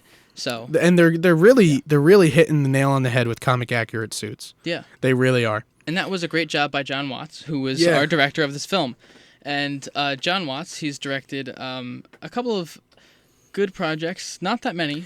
You don't really, the only thing you really think of John Watts for is this Spider-Man trilogy. Yeah, and he did this other one, The Onion News Network in 2011. Well, The Onion is always supposed to be fake news. Whenever you hear of The Onion, it's always fake news. Yeah, so I think it was kind of like a fake news network kind of thing. Yeah, and then he also did Cop Car in 2015 that had Kevin Bacon in it. We all know Kevin Bacon, of course. Yes. That was actually a pretty solid film. And then he's now directing and shooting, well, not really shooting because it's an animated film. Animated show. The Skeleton Crew, which is a Star Wars Disney Plus show. John Watts, he directed Skeleton Crew, which is the new Star Wars series coming up in 2023. I want to hop right into some visual effects and talk about like the really important parts of this show, which we are really, really excited to talk about. Yeah, I mean, we're super excited to talk about these visual effects because they were beautiful. They were phenomenal. The CGI in this movie was done super well. Steve, I don't know if you have any visual effects that you want to mention. I don't. I thought everything looked absolutely incredible. Anything that stands out in particular to you that you want to talk about? I mean, if you want, we can come back. I was gonna say, come back to me. No worries. Think. So I really want to talk about the spell casting effect in the beginning. It was amazing, and you see every little detail on each little symbol and everything when Doctor Strange is casting that first spell, and it's phenomenal. It really is, and the CG and all of that stuff is insane with the technology we have now. Okay, it's crazy. No, I agree. I know one thing that I really liked was, it's kind of simple. It's just the webs from all the Spider-Man. They all looked really good. Yeah. And I also loved with those, when they showed Tobey's like organic webs later in the film, I liked the way that they shot that. They followed his arm. Yeah. Because showing that, like, oh, this is his natural webs coming out of his body. Now, I don't know if it was still there, if anybody could see it, but did anybody see if he had like the spider web kind of mark like he had in? I'm not sure, because didn't he had a spider web mark on his wrist, right? It was like something like that. In the original. Because I was gonna say if they kept that, good props to them. Like great job. No, I think that the webs looked really, really good in this movie, and especially when people would like grab some things out of webs, or like or like when I know exactly what you're going for. Was it Andrew or was it Tobey? I think it was Andrew. It was Tobey who got shot in the face by Andrew's web, and he said ew, and and Tobey was like ew, gross. Yeah. So he grabs a web off his face, and it just looks really nice. Yeah, and the CG was great. It looked really great. So also the explosions, all the explosions were phenomenal. There were so many explosions. And the scene where we kind of see Goblin in action, not the bridge, the apartment scene. Yeah. Oh my god. How he throws the pumpkin bombs and they explode and the explosions are green. And they kept that canon to Spider-Man 1. Yep. I think it was because he's using technically the same technology that he used then. Right, exactly. And that's fair. But I mean, it's the attention to detail that Marvel uses is amazing. But you know, one thing I wonder about that: how did he not run out of pumpkin bombs? He probably has them just loaded up, my guy. Had them. But also, he didn't use that many. No. He used, let's say, I think he used 4 in the apartment fight. Something. Like he used 1 on the bridge. That's 5. And then he's probably he probably has one of those. Yeah, 1 in the box, and then Tom took 1. So what is that? That's 7. He probably has a total of 10 in those slots, or maybe even more. Yeah. You know, who knows? Yeah, because when you see Tom use it, you see him stick his hand in there to stop right, and you see more pumpkin, that's true. And you also see more pumpkin bombs in there, though. Yeah. Yeah. Okay. So I mean, he's probably just got them stocked up. I would assume so. So you remember from seeing Goblin's Lair in Spider-Man 3, he has hundreds, if not thousands of them just I know. Yeah. on the wall. So I think that was just a question if he maybe didn't have a lot with him. So I don't know. Yeah, but I think still he has them like packed in a glider like somewhere. He probably has 1,000 secret compartments in that glider. Yeah. So do we have any other visual effect things that we want to mention? Steve, you want to? One of the things that I did start thinking about as we started going through the effects was I had just remembered how Vincent said they weren't practical anymore and they were all CGI was Doc Ock's arm. Yeah. Yeah. And how they de-aged Alfred Molina because let's be honest, time has not been very friendly to that man. Yeah, I think they even de-aged Willem Dafoe too. I think they had to have. He's old now too. Yeah. A lot of these guys are old, man. But I mean they did it so are we. phenomenally. Beautiful. I'm not taking your visual effect. Go ahead. it looks like how they were back in their original movie. Right. Yeah. Like they de-aged Alfred Molina to the perfect spot. It looked fantastic. Perfect spot. And it's not even like it's a grainy de-aging like where you can tell. Like it is so well done. You would have never known. No, not at all. I think it looked great. Osborn, on the other hand, I don't know if they left him the same or if they de-aged him a little bit, but still, you know, you could tell he's got some miles on him. They left him a little bit more or less the same. Yeah. Right. Probably because, like how they had said, they got ripped from right before they died. Right. So at that point in Willem's movie with Tobey, he's had the Goblin taking over him quite a bit. Right. So he's got some extra miles on him if you want to add that. I think so. One other visual effect, one last one that I want to touch on is the cracks in the universe and the silhouettes of the villains that are, coming through. You know, you can kind of see a couple villains here and there. You know, you see Rhino, you see Mysterio, you see Kraven, you see Scorpion and Scorpion. But you also see, I think, another Spider-Man. I think it's Spider-Man 0 or something along those lines. It's another like Spider-Man that you kind of see real quick. Is it Spider-Man or is it Venom? No, it's Spider-Man because you can see the arms. You see the metal arms. Yeah. So I think it was. It could be Superior Spider-Man. That's the one. That's it. Not Spider-Man 0. That's the one I'm thinking. That's what I'm thinking of. Yeah. I'm thinking of Superior Spider-Man, not Spider-Man 0. Yeah, but he shows up next to Kraven the Hunter. So if you rewatch it and you look at that, I thought that was going to be a new iteration of Doc Ock. Honestly, when I first saw that, that's interesting. It could be. I never thought about it like that. Yeah, but it was done amazingly. Like, yeah, it was done so well. I like. There's not much else to say about it. It was just done so well, and smooth, clean. It's not like it's bad CGI. Like CGI was really good, even in like the scene where Tom is getting stabbed by Doc Ock, and you see the suit kind of take over and block it. It all looks great. It's seamless. It all looks really, really good. So with that, I want to talk about some cinematography because some of this movie is shot so freaking well. Oh, it's and shot there's some scenes amazing. I want to talk about because it is so good. Right from the gate, like the opening sequence when we hear all these different characters speak, and then we see the Marvel intro. It's just this is peak cinema. Yeah. Peak Marvel cinema. It's great. I love that intro so much. There's a lot of emotion involved because at the end of the last film, you're like, shit, everything's hitting the fan. Right. Like, it's over. Tom Holland, or Peter Parker, he's, like, Public out. enemy number one, And, as they say. Yeah, exactly. So we're all, like, shit in the bed. Yeah. To be honest. So I think that initial opening sequence has the right amount of emotion and drama and drags you right in. Yeah, and my favorite part about that opening scene is the guy that tries to jump off the taxi and try to grab Spider-Man, and he just completely face plants on the ground. God. It's so funny. What was he expecting to happen? Was he expecting to succeed? I guess so. What was he planning to do? I guess so. And in that same opening scene where the world finds out that Peter is Spider-Man, the eventual like montage, or like fast-paced escape that they have. Yeah, I love that. I thought that was really, really shot well. And the shot of them of MJ, like, you know how her hand is all over Peter's face while he's swinging. That was all practical.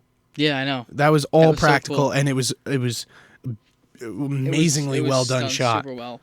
Again, with that same exact scene, I just feel like they used really, really great angles to help they did. Help the audience feel like they were in that moment with them. Yeah. Because realistically, Spider-Man and they're swinging through the subway, and you see these fantastic shots of them coming at you, or like they're like about to hit the subway, and I was like freaking out because it's moving. And my thing is like during that opening scene, everything seemed practical. Yeah, everything seemed real. It did. Not like it was just CGI. Like this all seemed very, very real, and something that would or could happen in real life, and it just looked very, very, very good. It really did. So what do we have up next?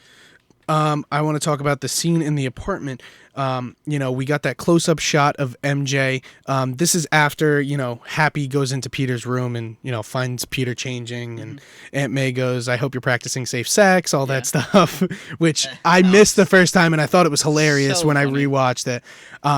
And Peter's like trying to get Happy and May's attention, and it's a close-up shot of MJ, and she just goes, "Peter," and points, and it's a quick 180 turn of the camera, and they've been doing this a lot. It's a quick 180 pan of the camera, and it was very, very well done. And you see the panic on Peter's face, but then you also see the TV showing where the apartment building where Peter lives and everything. And it was a really, really well done shot, and they do this a lot in the movie with the acceptance letters, which I really like. It's a quick pan back and forth, I'm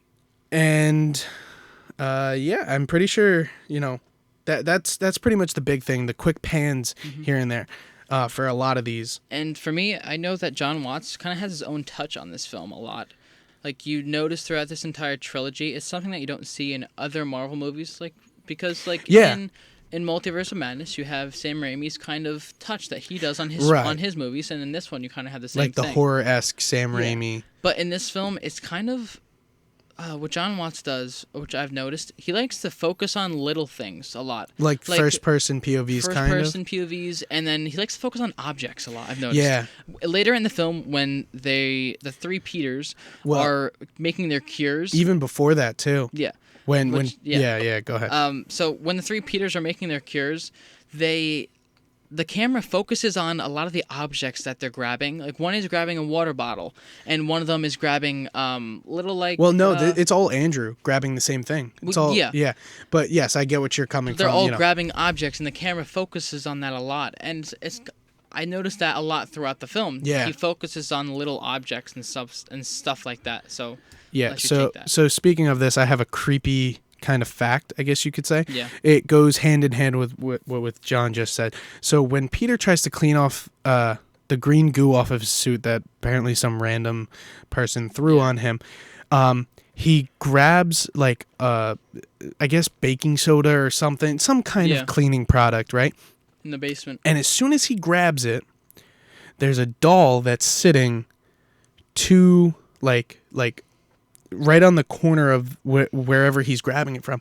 And as soon as he pulls it away, the doll's head just fucking turns and scary. looks directly in the camera. It is absolutely terrifying. Yeah, a little scary. I'm gonna go on YouTube right now and find it, so that I can kind of show Steve. And did you pick up on that? Did you see it? I did see that. Yeah. All right. So Steve said he saw it. So Steve, I did see it. Do you have any cinematography things that you want to mention?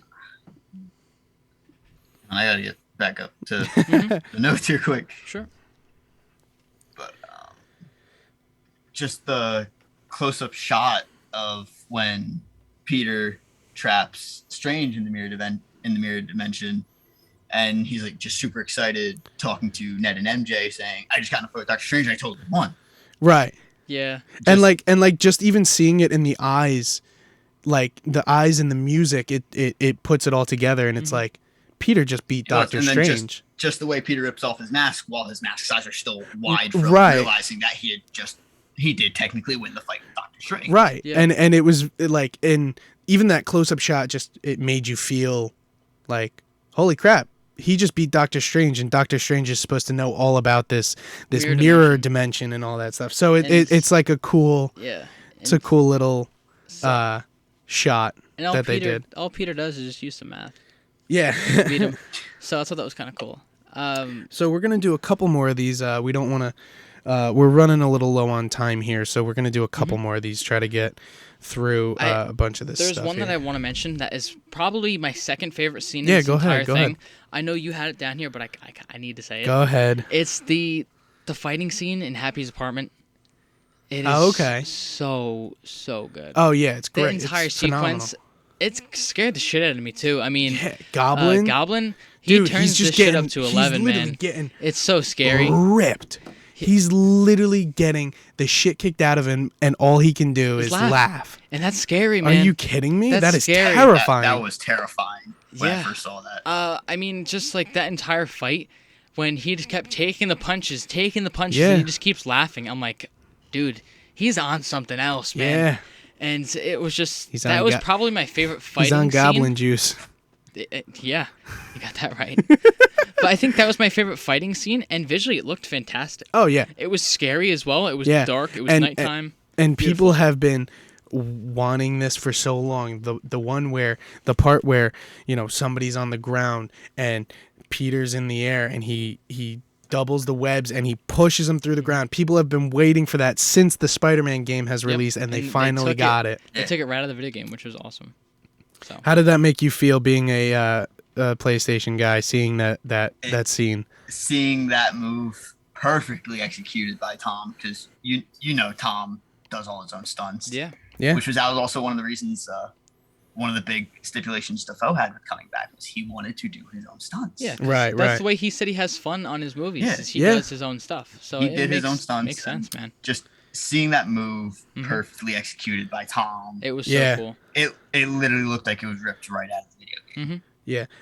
So we're actually going to switch over to music now, and if you guys want, more bonus content, us to deep dive more into these scenes, definitely, you can donate to us on Anchor, and also it just helps us keep the show going. We want to buy more props. We also want to make the studio look a lot nicer for you guys. So you can donate on there, and also maybe we'll set up a Patreon where you can get this bonus footage that maybe we can record of these other scenes, and break them down even further than we really have. I know sometimes we don't always have time to really talk about every single shot and every single scene. So, I mean, this episode's running long already, but we have another page of just cinematography that we really want to talk about, but we just don't have enough time to today, unfortunately.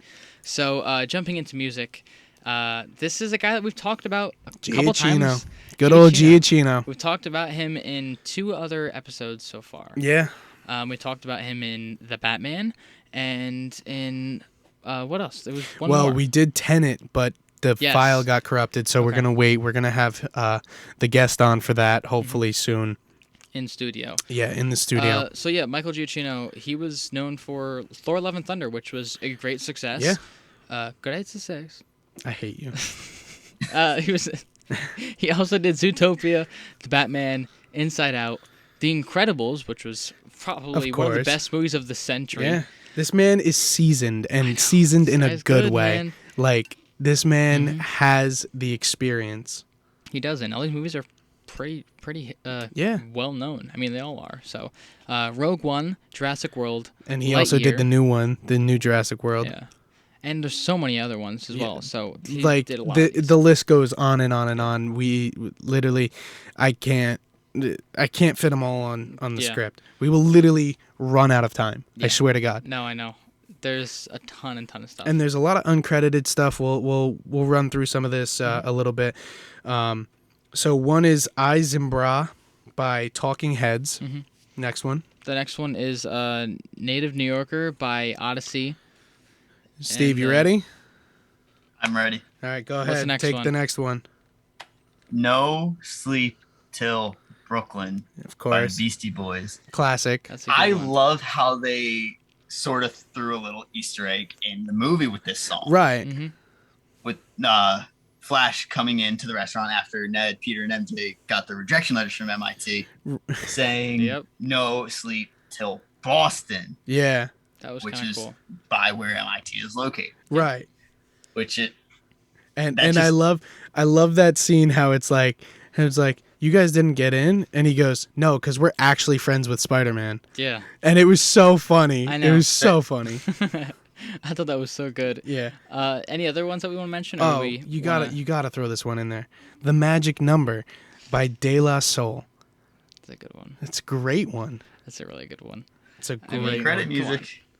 The uncredited music is phenomenal, and sometimes, and I don't mean this in a bad way, but sometimes it is better, than the score. Sometimes it is, yeah. I mean, that's because a lot of people know these songs and they already have attachments to these songs. Right. So it works out really well. Yeah. Now we're gonna jump into acting. We're gonna talk about some of our favorite actors and the acting that they've done. If you don't mind, I would like to start this off. Andrew Garfield is fucking incredible, and I really have to say that he is amazing, and it shows in The Amazing Spider-Man 2 in that one scene where he's talking to Gwen and he's using his whole body to emote his feelings and show everything, and he does that. He even still does that in this movie. You see once he comes through the portal with Ned and MJ in the house, he's like you can tell his emotions because he's not uneasy, but he's skeptical of what's going on, confused, and you can see because he's backpedaling, and he's also he's naming things and counting on his fingers each thing that he names that is real in this universe. So he shows his acting through his body language too, and it's fucking phenomenal. I can't stress this enough. Andrew Garfield is an amazing actor, and there's that's it. He's just an amazing actor, and I really hope we get an Amazing Spider-Man 3. A lot of people have been asking for it, and I think it might happen. I really hope so. It's a very huge possibility. I would love to see it happen, I'm going to be honest. So maybe we get to see that Rhino fight, or maybe they just completely jump past that and I think that's what they'll do. They'll jump past it and go right after this. Yeah. That would be nice. Maybe he finds his MJ or somebody else down the line. Maybe it's, what's her name? From Bugle. Woodley? Betty Brant. Betty Brant. Maybe he. No, but they said in The Amazing Spider-Man 2 they were actually gonna put a scene of MJ in. Yeah, and then it got cut. They cut, wasn't it? What's her name? Is it Shailene Woodley? I can't think of her name. Is that her? Shailene Woodley. Yeah. Okay. So people are thinking that she's gonna come back and be MJ, but we'll have to see. We'll have to see if The Amazing Spider-Man 3 gets picked up. Yeah. To continue with acting real quick, I just want to talk about the chemistry between these three Spider-Man.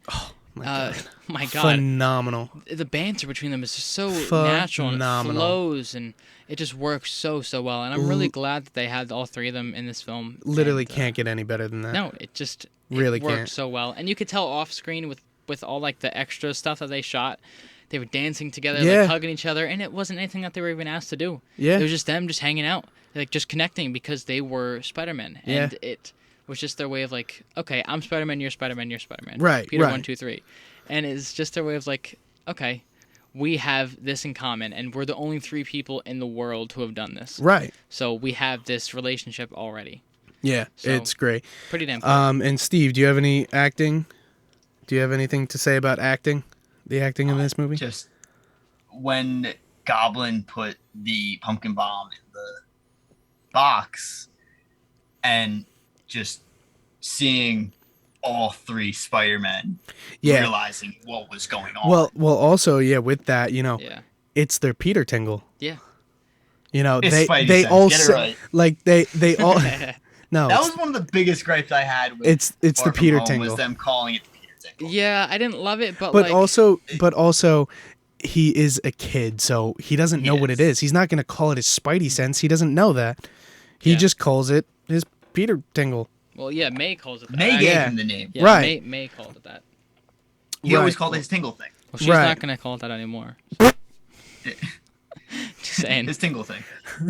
One last thing I want to say about the acting. Yes. So we can move on to some script. Willem Dafoe is absolutely unreal. Yeah. That final fight scene, his emotion, and even not just that fight scene. To send me home to die. Yeah. And just like the way he snapped from like Dafoe to defriend. I mean, come John, on, no, don't fall into it. Yeah, see? Don't fall into it, John. It was so good, man. Yeah, I mean, it was great. And in the apartment scene as well. Yeah. The way he was laughing like a fucking clown. Shit was so scary. Funny like a clown. Funny? I'm funny? Funny no, how? But Tom Holland also, Tom Holland puts everything into these movies. He puts everything into it. And, seeing him on the rooftop, But yeah, Tom Holland puts everything into these movies, and it is phenomenal. It's so It good. is so good.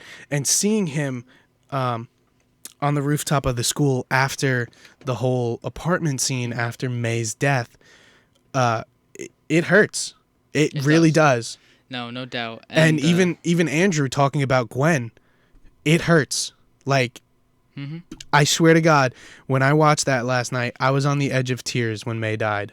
I'm not even kidding. I still cry like a bitch whenever I watch that scene. Yeah. Mm-hmm. I still cry like a bitch. I mean, come on. It's so emotional. But I want to jump in. I want to talk about a little bit of script and a little bit of improv because we have some good notes here, and I want to definitely say a couple of things. So, obviously, the people who wrote this are Chris McKenna and Eric Summers, and they also worked on Homecoming and Far From Home. But they wrote No Way Home under the title Serenity Now, and that was like the decoy title for this film. So I thought that was kind of cool. So I wanted to note that. So, and I know you have a really good one that I want you to definitely say. Which one, the first or second one? Both of them. They're both really phenomenal. So, in the final battle, when Tom Holland gives them all numbers, I'm Peter 1, you're Peter 2, you're Peter 3. Peter 3.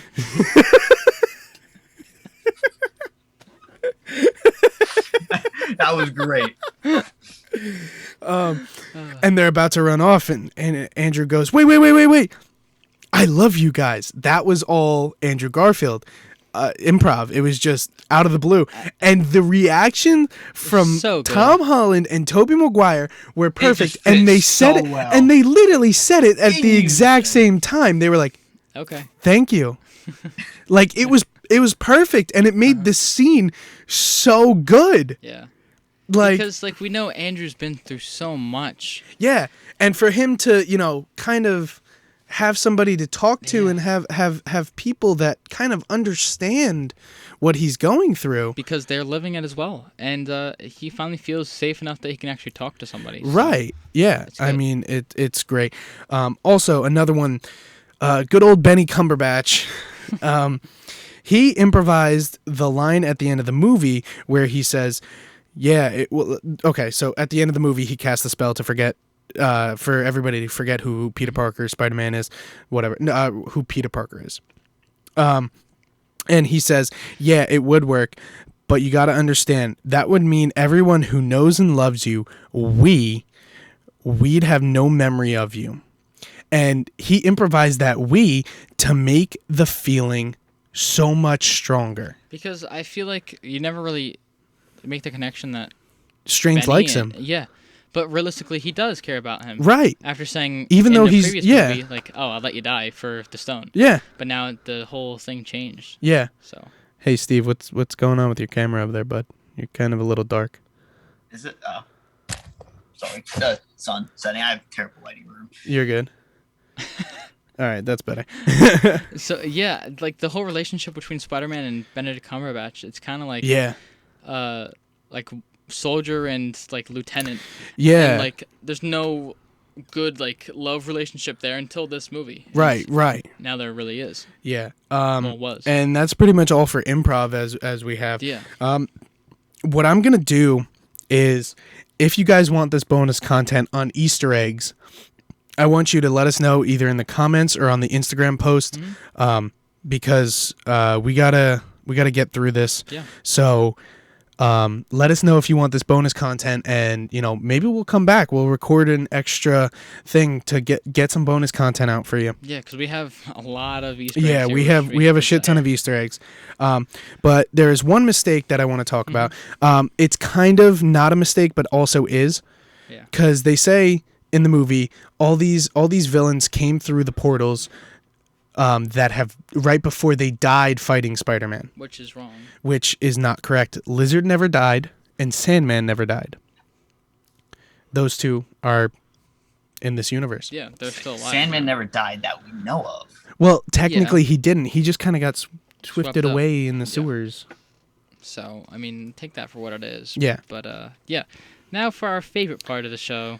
Movie ratings on some websites. So, some of them are a little low, some are very high, and then one is kind of right in the middle, which I think some of us might agree with. So, right off the bat, IMDb has an 8.3 out of 10. I honestly think that's a great rating. I think that is super accurate. I think that's the safest one out of all three. Oh yeah, it is. It is the safest rating. Yeah. I honestly think Metacritic is a little low. I think so as well. For the way these things were shot and the way that the whole movie kind of came out, I think Metacritic's very low. Yeah, I mean, Metacritic's at a 71%, which I don't really agree with. I think it could be a little higher. I know they're critical, maybe like a 75, 76. Yeah. And then we have Rotten Tomatoes at a 93%. I think that is a little too high. I think it's a little too high. I know not everybody. A lot of people like this movie because of the nostalgia value that it had. Right. But I don't think it's worth a 93. I would go down a few notches for Rotten Tomatoes. I think 85%. That's what I was thinking. Is good. That's what I was thinking. Because I really enjoyed this movie, but it wasn't a perfect movie. Right. We know that. So. Yeah. So like we said, we think the Rotten Tomatoes should come down a little to maybe like an 80 or an 85%. Metacritic should kind of be bumped up there. Metacritic's got to go up, especially if they reanalyze the ratings with this re-release in theaters. Maybe right.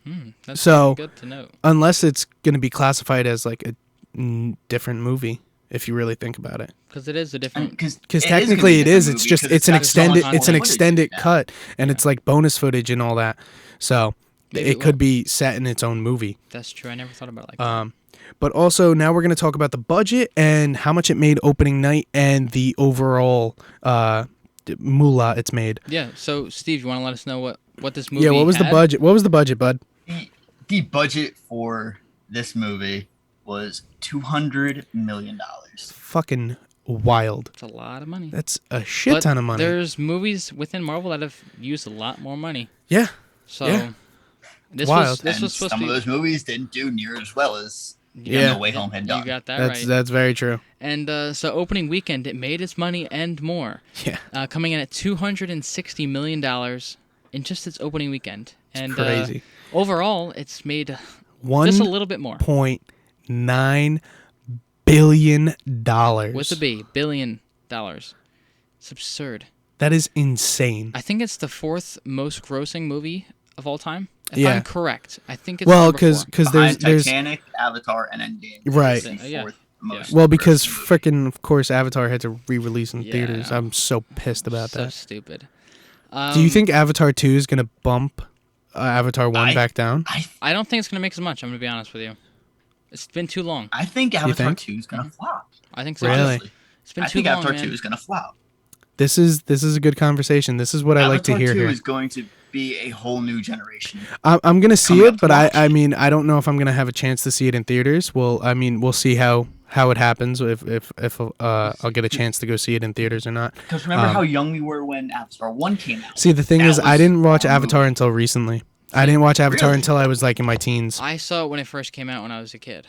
Yeah, So I didn't. It's totally different generation. I thought think. I didn't know what it like. I was like blue Yeah. people. Cool. What is this I about? I think if think I it's too watched it far. as a kid, I would have liked it, and I wouldn't have watched it. I think I wouldn't have not I wouldn't have liked it. I don't wouldn't think have I would have appreciated it. understood it. Mhm. And yeah, like you said, appreciated it For like what it I is. do. Yeah, for what it is, and for what we do now. Yeah. Should we jump into some awards, or should we save that for some more bonus Save that content? for some bonus content. I want to Save talk about our this for some bonus favorites. content. Yeah. So I want to start off with my favorites, if that's okay. Go for it. Like, cool with you, Steve? Yeah. All right. Yeah. So my favorite quote is from the man, the myth, the legend, Andrew Garfield himself. And it's when he first meets Peter, or sorry, Tom. Mhm. And he is talking about losing Gwen. And honestly, it hits the heart. It really does. And he says, I lost Gwen. She was my MJ. I couldn't save her. I'm never going to be able to forgive myself for that. But I carried on, tried to keep going, try to keep being that friendly neighborhood Spider-Man, because I knew that's what she would have wanted. But at some point, I stopped pulling my punches. I got rageful. I got bitter. I just don't want you to end up like me. Wow. Yeah. That- It's an intense scene right there. It's That intense, quote. It's emotional. That entire scene with all three Peters kind of like already being very emotional because Tom's Peter is Yeah. just lost May. So I think it's exactly what it needed to be. Yeah. I really do. I mean, Tom doesn't listen, clearly.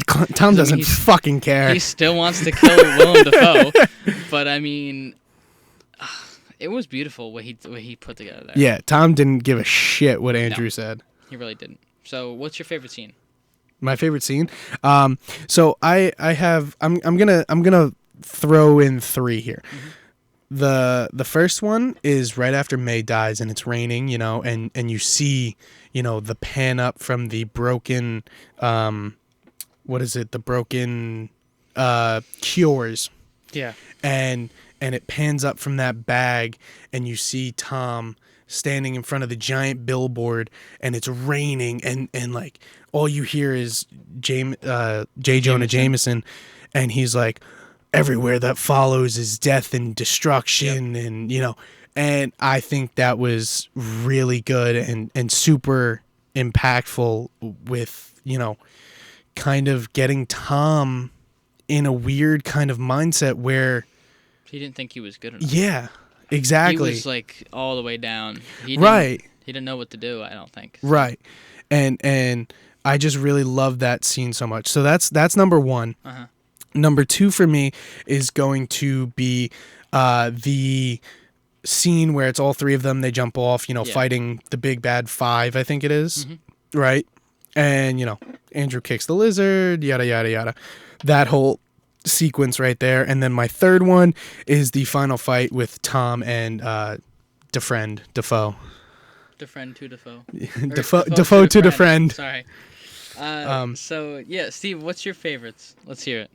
So my favorites is for the quote. I honestly have to go with the classic Spider-Man quote. Everyone knows it. Everyone loves it. If you guys want, you can say it with me. With great power comes great great responsibility. If I can't even. Wow, Steve. Wow. Wow. All right. Just the way it was delivered by May. Okay. Having her say it instead of Ben was just enough to. I was gonna get me ask. crying in theaters. I was gonna ask which one did you like better, where Tobey finished it or when May said it? For me, I love when it happened both times in the movie. But the one I'm quoting here is when May said it. Okay. Gotcha. She says it different than what we've seen in the past. Yeah. So. Yeah.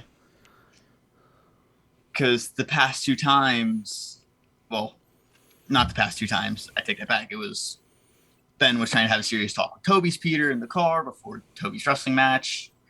And then Andrew, he didn't even really see his Uncle Ben say it because he heard it on a voicemail from him. Yep. Right. And then, like you were saying, when they finished the quote, when Tom had started it, saying how Uncle Ben had said it. Yeah. I still don't know if there was ever an Uncle Ben. Yeah, I kind of want to know. I really want a backstory on if there was an Uncle Ben or not. I think we might get that in freshman year. Freshman year. I would assume so. I don't see why we wouldn't. Yeah. So I would hope so. Yeah. I don't know. And my favorite. Yeah.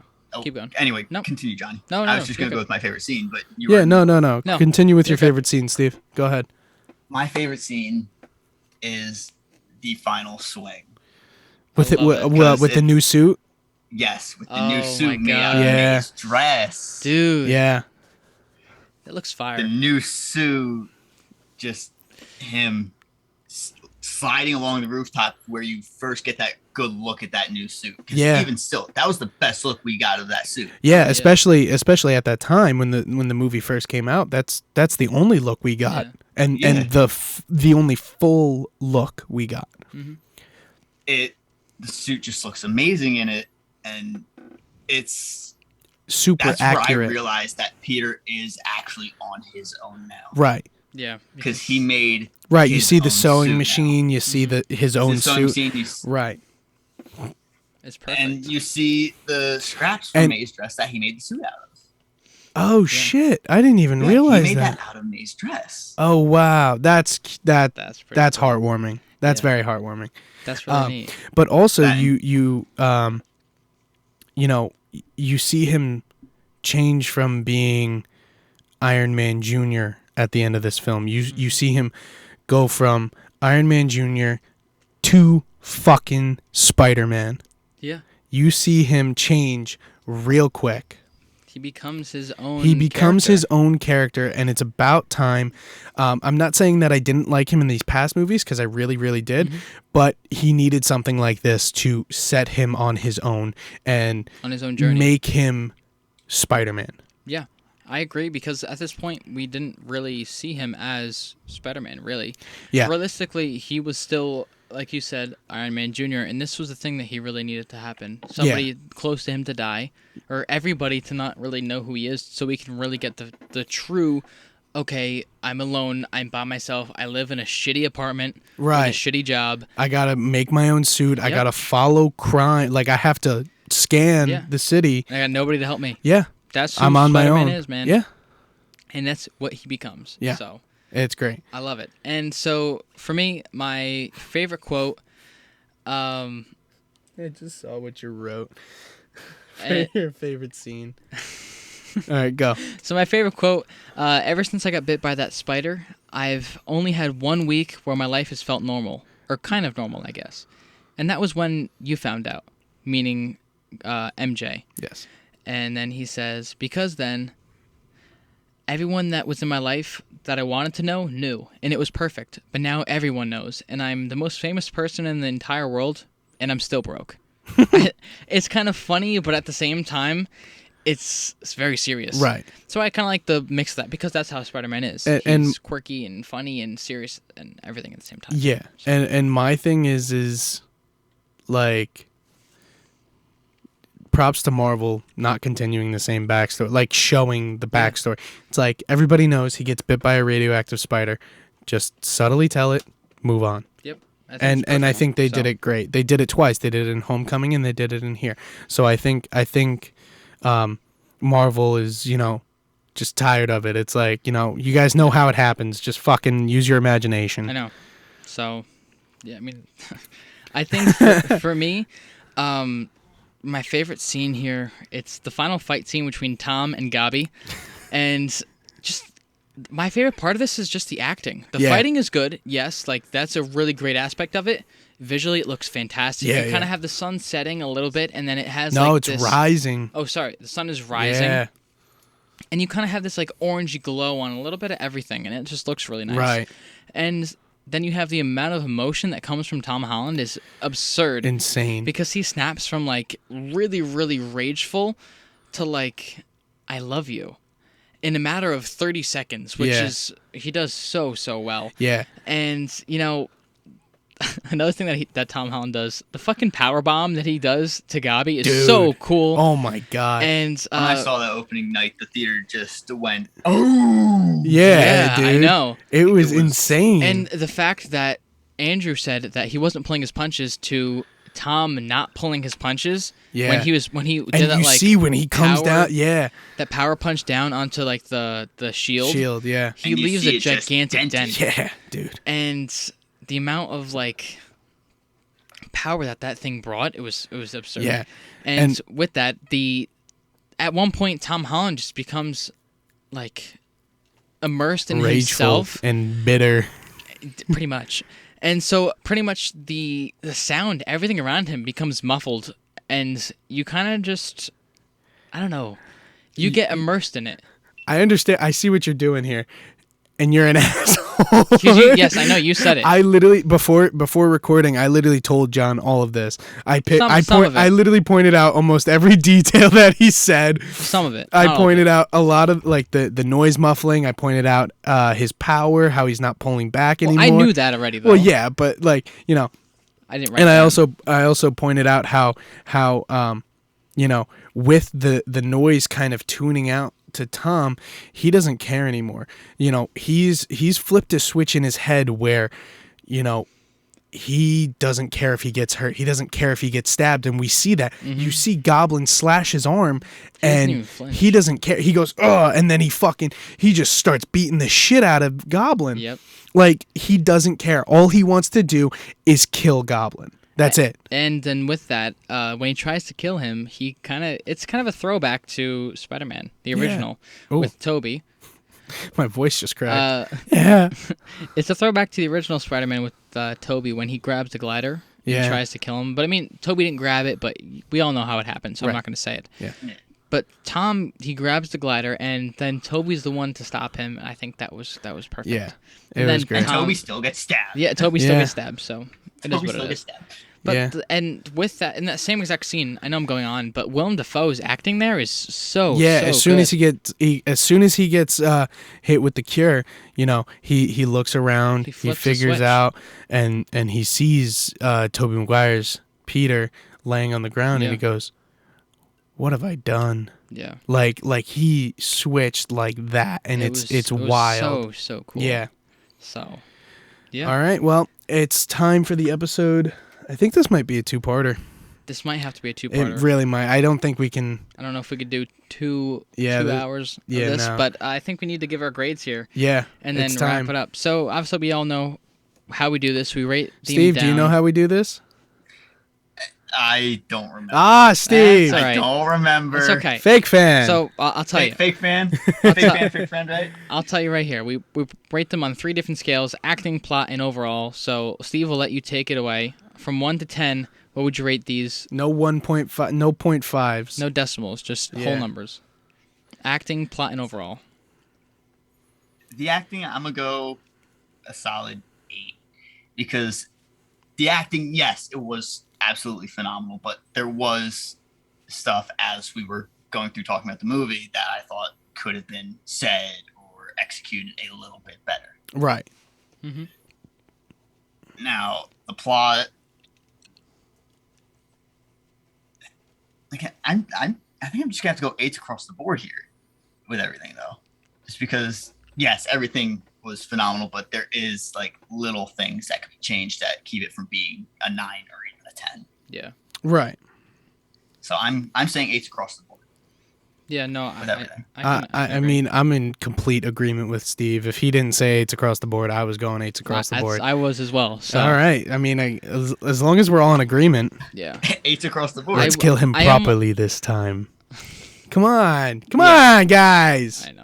I mean, do I need to get the hammer? No, we don't need the hammer. They can't even see the hammer anymore. So. Anymore, but they know it's there. I could get Captain America's shield and just hold it up. Because I do have a replica shield. That's dope. So yeah, that wraps it up. So I mean, 8 on acting, 8 in plot, and 8 overall for me, for Steve, and for John. And we want to say thank you all for listening. Thank you all for watching. If you liked the video, hit like. If you want to see more, hit that subscribe button. Definitely subscribe for more. I mean, also you can follow us on all of our socials. Instagram is One Shot Movie Podcast Official. TikTok is One Shot Movie Podcast. Twitter is One Shot Movie Pod. Definitely follow all the socials to be updated with all the news and when episodes are dropping, and maybe you'll see little sneak peeks of what is to come and what we're going to be recording. Check out the merch at oneshotmoviepodcast.com and use promo code SEASON2. That is SEASON and the number 2 for 10% off your order. Get that new merch, man. Come on. Yeah, seriously. Grab that new merch. And Steve, thank you so much for being a guest and for coming on the show. We're actually going to send you a free T-shirt, so we're going to get that out to you.